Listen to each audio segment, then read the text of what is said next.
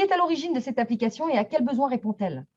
Alors, l'idée de mon suivi psy provient du docteur Lia Pedron, qui était psychiatre à l'établissement public de santé mentale Barthélemy-Durand dans l'Essonne, qui a identifié un besoin sur le terrain. Elle a répondu à un appel à innovation lancé par l'ARS Île-de-France. Et en remportant cet appel à innovation, ça a permis de lancer l'application Mon Suivi Psy il y a maintenant 2 ans. L'application est aujourd'hui incubée au sein de la Fabrique du numérique en santé des ministères sociaux et financée par l'ARS Île-de-France et la direction du numérique. Alors, donc, l'idée de mon suivi psy, ça part d'un constat simple, hein, qui a été identifié donc sur le terrain. Entre deux consultations, qui parfois s'espacent donc de plusieurs semaines, voire plusieurs mois, le patient n'est pas capable de se souvenir avec précision de l'évolution de ses symptômes, de ses ressentis, de ses prises de traitement, encore de ses comportements. Or, ce sont des informations qui sont capitales pour son suivi, pour le professionnel de santé, aussi bien pour poser un diagnostic que pour adapter la thérapie. Donc, l'idée de mon suivi psy, justement, c'était de condenser toutes ces informations qui sont précieuses pour le praticien en une application qui est complètement personnalisable et qui va du coup s'adapter à tous les types de pathologies, tous les types de patients et toutes les personnalités.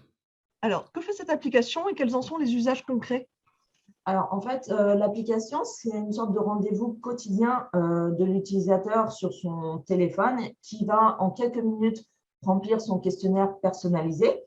Ce questionnaire comprend tous les indicateurs que la personne a choisi de suivre. Et à cela s'ajoute la possibilité de renseigner tous les événements marquants de la journée, ainsi que les prises quotidiennes de traitement et les prises de si besoin. Donc, ça permet ensuite de visualiser rapidement l'évolution de ces indicateurs à l'aide d'outils d'analyse simples et de voir en un coup d'œil, par exemple, l'observance du traitement ou encore d'identifier les déclencheurs et ce qui influe sur finalement l'état de santé mentale de la personne. Alors, elle est, en termes d'usage, concrètement, elle est vraiment utilisée avant tout en support de la thérapie et elle répond, c'est ce que les professionnels nous font remonter, elle répond vraiment à son objectif primaire qui est d'aider au diagnostic et d'adapter le suivi et la prise en charge, finalement, la thérapie pour la personne. Donc, après, à l'usage, on a identifié, ça nous a montré d'autres bénéfices puisqu'en plus de développer l'empowerment de la personne, elle permet à l'utilisateur de gagner en connaissance de soi, connaître davantage son trouble et aussi du coup mieux le gérer ou mieux l'appréhender. Donc l'utilisateur est vraiment acteur en fait entre ces séances et du coup l'application devient aussi un bon outil de dialogue qui va donc participer en fait à la création ou au maintien d'une bonne alliance thérapeutique et améliorer in fine la relation soignant-soigné. Donc c'est en tout cas un outil simple, ludique, rapide en fait d'utilisation et très transverse puisque peu importe le type de pathologie ou le type de suivi et qui permet d'avoir une vision globale de son état de santé mentale.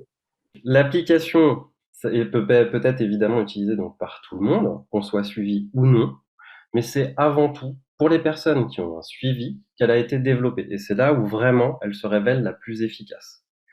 C'est dans le cadre en fait d'une co-construction avec son praticien que l'application est la plus intéressante. Donc c'est pourquoi aujourd'hui, je pense que c'est vraiment important que les professionnels de santé s'en saisissent, comprennent que l'application peut avoir des bénéfices aussi bien pour le patient mais aussi pour eux, et qu'ils l'utilisent du coup avec un dialogue continu avec le patient qu'ils suivent. C'est pas que pour les psychiatres, parce que c'est vrai qu'à l'origine, c'est une appli qui a été développée par un psychiatre, qui s'adressait avant tout aux psychiatres, mais en fait, elle s'adresse à tous les professionnels de santé, et ça, je pense que c'est important de le dire aussi. Combien d'utilisateurs vous avez? Alors actuellement, on a 50 000 utilisateurs uniques qui ont téléchargé l'application, et parmi ces 50 000, on en a 6 000 qui reviennent très régulièrement. On en a à peu près 700 qui utilisent l'application tous les jours. Quelles sont les prochaines étapes de développement de l'application? Alors nous, depuis le début, dans nos méthodes de travail, on définit les prochaines étapes de développement de l'application uniquement en fonction des retours, donc des patients, des utilisateurs et des professionnels de santé. Donc il n'y a pas de chemin tout tracé en fait vers un produit fini qu'on a déjà défini dans notre coin. Donc c'est aux utilisateurs et aux professionnels de santé surtout aussi de télécharger l'application, de l'utiliser et de nous dire en fait ce qu'ils aimeraient bien qu'on fasse tout simplement pour les prochaines étapes de déploiement, de développement, pardon. Concernant les prochaines étapes, je pense qu'il y en a une du coup, dont on peut parler.